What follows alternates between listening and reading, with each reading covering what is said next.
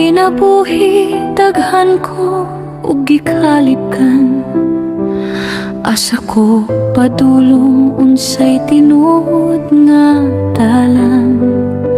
Sa hunahuna ko nga walay kasigurohan, nangita ko kahayat sa mangit-ngit nga dalan. Ug akong nadungog ang tingog nga malinawon, nga sa akong kalag naghatag og kahupayan karon.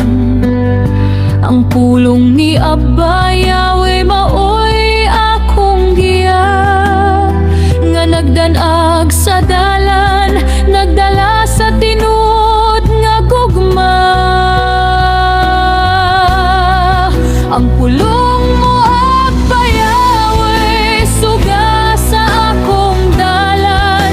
Ang tibuk kasulatan maoy kahayag sa tanan.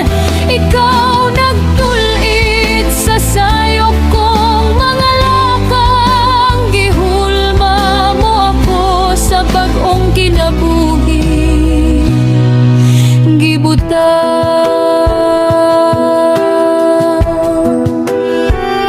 Kung ako masayo ug motipas sa dalan, imong pagbadlong amahan akong gikinahanglan. Pinaagi ni Yahshua ang sala ko na limpyo, gihugasan mo ako, gihimo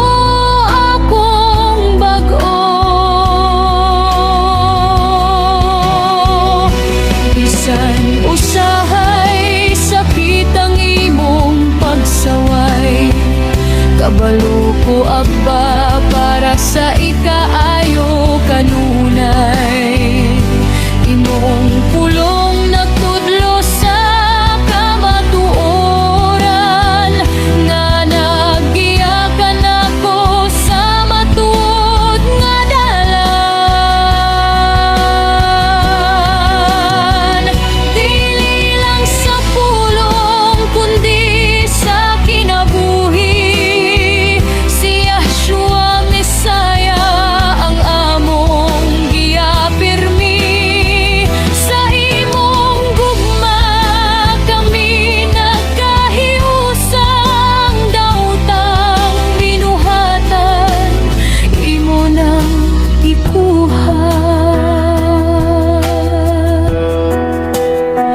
Ang tibuk kasulatan gikan kay Abba Yahweh, bug-oso tinuod walay kapakyasan kini. Gihulma mo ako gilig-on